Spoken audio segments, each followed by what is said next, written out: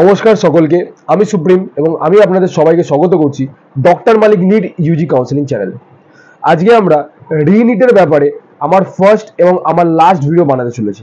এর আগে আমি কখনো রিনিটের ব্যাপারে আমি কথা বলিনি এবং আমার মনে হয়নি যে প্রয়োজনও আছে কথা বলার, কারণ কি আপনারা অনেক বিভিন্ন রকমের ইউটিউবারদের থেকে অনেক কিছু তথ্য গ্যাদার করেছেন, অনেক বড় বড় যারা ইনফ্লুয়েন্সার আছে তাদের থেকে আপনারা তথ্য জোগাড় করেছেন। তো আমার মনে হয়নি যে আমার এই বিষয়ে কথা বলা উচিত হবে, কিন্তু আজকে আমি আমার সাইড থেকে আমার যারা দর্শক বন্ধুরা আছে, আমার যারা স্টুডেন্টসরা আছে তাদের জন্য আমি এই ভিডিওটা বানাতে চলেছি। এইটাই আমার লাস্ট ভিডিও অ্যান্ড এটাই আমার ফার্স্ট ভিডিও, ঠিক আছে? এরপরে আমি আর কোনো ভিডিও বানাবো না রিগার্ডিং রিনিট। যা হবে 8 জুলাই ডিসাইড হয়ে যাবে, সুপ্রিম কোর্ট যা অর্ডার দেবে সেই অনুযায়ী আমাদেরকে চলতে হবে। কিন্তু আমার যারা দর্শক বন্ধুরা আছে তাদেরকে আমি এই ভিডিওটা একটা সামারি দিতে চলেছি এবং 8 জুলাইয়ে কি হতে চলেছে ওটার ব্যাপারে একটা জাস্ট পিকচার আমি আপনাদেরকে প্রোভাইড করতে চলেছি, ঠিক আছে? আচ্ছা, ভিডিওটা শুরু করার আগে সবাইকে আমি এটাই বলবো, যারা যারা চান যে এই বছর রিনিট হোক তারা প্লিজ এই কমেন্ট সেকশনে, এই ভিডিওটার নিচে যে কমেন্ট সেকশন আছে ওখানে কমেন্ট সেকশনে আপনারা জানান কি এই বছরে রিনিট হওয়া উচিত কি উচিত না, ঠিক আছে? এটা আপনাদের ওপিনিয়ন আপনারা কমেন্ট সেকশনে জানান, ঠিক আছে? আচ্ছা, সবার প্রথমে আমরা দেখবো যে এই বছর রিনিট হবে কি হবে না, ঠিক আছে? রিনিট কি 100% কনফার্ম, ঠিক আছে? আপনারা যেমন কি স্ক্রিনে দেখতে পাচ্ছেন এখানে লেখা আছে 100% রিনিট কি confirm. What will happen in 8 July, 8 জুলাইয়ে কি হবে, ঠিক আছে? এটার ব্যাপারে আমরা সম্পূর্ণ ভালো করে মানে কথাবার্তা বলতে চলেছি। আচ্ছা আচ্ছা ঠিক আছে। তো সবার আগে আমি আপনাকে যেমন বললাম যে আপনার কি ওপিনিয়ন, আপনার কি রায় আপনারা কমেন্ট সেকশনে আমাকে একদম জানাবেন, ঠিক আছে? সবার আগে বলে রাখি, এই 6 জুলাইয়ে সিবিআই কিন্তু তদন্ত করছে। সিবিআই কি করছে, যা যা রিপোর্ট আছে, যা যা প্রুফ আছে, যা যা এভিডেন্স আছে ফাইনালি গ্যাদার করে কালেক্ট করে ওরা 6 জুলাইয়ে রেডি করে 8 জুলাইয়ে সুপ্রিম কোর্টকে হ্যান্ড ওভার করতে চলেছে, ঠিক আছে? তো আমরা দেখতে পাচ্ছি না যে অফ দ্য ফিল্ড কি হচ্ছে, বাট অন দ্য ফিল্ড আমরা দেখতে পাচ্ছি যে নিউজগুলো আছে রিনিট হবে, বাট অফ দ্য ফিল্ড আমি আপনাদেরকে বলে রাখি তদন্ত কিন্তু খুব হাই রেটে হচ্ছে, ঠিক আছে? আচ্ছা, যদি ইওইউ টিমের কথা বলি, ওরা সব ডাটা নিয়ে রেডি আছে, মোটামুটি বলতে পারে সব প্রুফ সব তথ্য ওদের কাছে রেডি আছে, লিগাল অ্যাডভাইস পেয়ে গেছে ওদের লয়ারের থেকে, তো সবকিছু কিন্তু এখানে সেট আছে, ঠিক আছে? এটা আমি আপনাদেরকে জানিয়ে রাখলাম।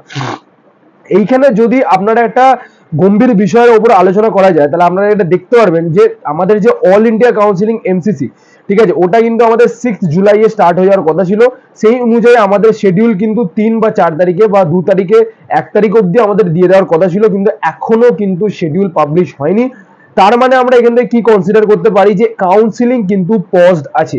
তার মানে কোথাও না কোথাও দিক থেকে আমরা যদি দেখি এমসিসি কে কিন্তু গভর্নমেন্টের দিক থেকে চাপ দেওয়া হচ্ছে যে ভাই তোমরা দাঁড়িয়ে যাও, আর 4টে দিন দাঁড়িয়ে যাও, 8 তারিখে রেজাল্ট বেরিয়ে যাক, তারপরে তোমরা তোমাদের ফাইনাল যে শিডিউল আছে কাউন্সিলিং ওটা তোমরা পাবলিশ করবে।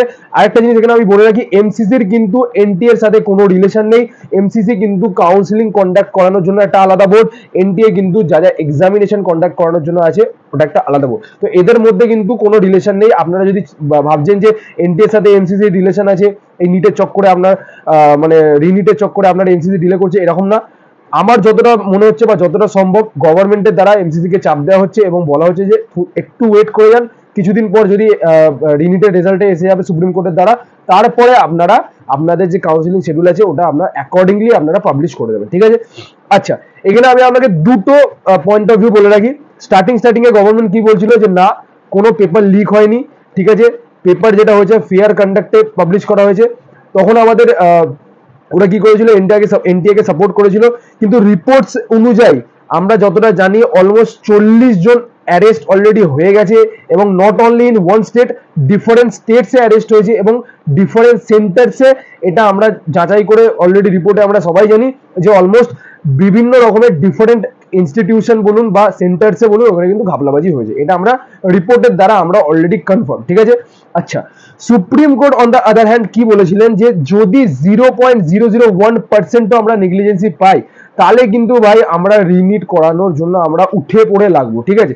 তার মানে এখানে সুপ্রিম কোর্ট কি বলেছে, যদি 0.001%, ঠিক আছে, 1% তো না, যদি 0.001% নেগলিজেন্সি পাই তার মানে কি ওরা রিনিট করানোর জন্য কিন্তু উঠে পড়ে লাগবে।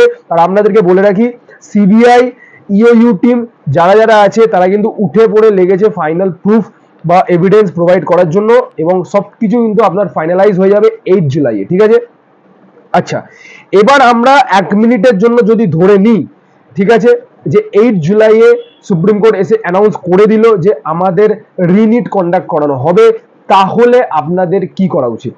দেখুন, আমি সবাই জানি, আমি সবকিছু জানি যে আপনারা সবাই চাইছেন যে ম্যাক্সিমাম 95% স্টুডেন্টের বেশি চাইছেন যে রিনিট হোক, রিনিট হোক। কিন্তু আমাকে একটা কোশ্চেন বলুন, আপনারা কি মেন্টালি প্রিপেয়ার্ড আছেন? আপনারা কি মেন্টালি প্রিপেয়ার্ড আছেন? রিনিট যদি হয় আপনারা কি আবার 650 বা 620 630 কি স্কোর করতে পারবেন?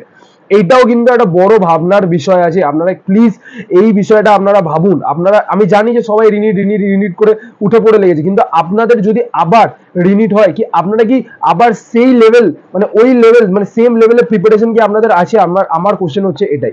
দেখুন, আমার আন্ডারে যারা গাইডেন্স নিয়েছে, আমার কাউন্সিলিং গাইডেন্স যারা যারা নিয়েছে, আমি সবকটা স্টুডেন্টকে as a mentor, as a দাদা, অ্যাজ এ গাইড আমি কিন্তু বলেছি ওদেরকে, তোমরা প্লিজ তোমাদের এডুকেশন যেটা তোমাদের প্রিপারেশন তোমরা কন্টিনিউ করতে থাকো। প্রিপারেশন কিন্তু থামাবে না, কারণ কি যদি রিনিট হয় তাহলে কিন্তু তোমরা আবার ফাঁসবে। ঠিক আছে, ঠিক আছে, আমি ওই জন্য বলে রাখছি, আপনারা চাইছেন যে রিনিট হোক, কিন্তু রিনিট যদি হয়ে যায় আপনাদেরকে কিন্তু আবার ওই লেভেলের পারফরমেন্স কিন্তু আপনাদেরকে তুলে ধরে দিতে হবে রিনিট যদি হয় নিটের এক্সামিনেশনে। ঠিক আছে, তো all eyes on 8 July, final decision 8 July চলে আসবে। আমি এর পরে আর এই টপিকে কোনো ভিডিও বানাবো না, এটাই আমার ফার্স্ট, এটাই আমার লাস্ট ভিডিও। ঠিক আছে, প্রিপারেশন যারা এখনো কন্টিনিউ করছো না, আমি সবাইকে রিকোয়েস্ট করব প্লিজ তোমরা প্রিপারেশন কন্টিনিউ করতে থাকো, ইররেসপেক্টিভ অফ দ্য রেজাল্ট তোমরা প্রিপারেশন করতে থাকো। ঠিক আছে, আর কাউন্সিলিং গাইডেন্সের জন্য আমি আছি 8240285522, এই নাম্বারে কল করে তোমরা আমাদের থেকে কাউন্সিলিং গাইডেন্স পেয়ে যাবে। আমরা কিন্তু খুবই একটা বেয়ার মিনিমাম কস্টে কাউন্সিলিং করিয়ে দিচ্ছি। ঠিক আছে, আচ্ছা, তো এই হয়ে গেল অল অ্যাবাউট রিনিট। আমার মতে কি আমি তোমাদেরকে জানালাম, আমার পয়েন্ট অফ ভিউ কি সেটাও আমি জানালাম। তোমাদের পয়েন্ট অফ ভিউ কি? তোমরা কি সত্যি চাও রিনিট হোক? তাহলে কমেন্ট সেকশনে কমেন্ট করবে। ঠিক আছে, আর যদি কাউন্সিলিং এর জন্য কোনো ডাউট থাকে তোমরা ডেফিনেটলি আমাকে কাউন্সিলিং এর জন্য অ্যাপ্রোচ করতে পারো। ঠিক আছে, 8240285522 এটা আমার হোয়াটসঅ্যাপ নাম্বার, এটা আমার ফোন নাম্বার।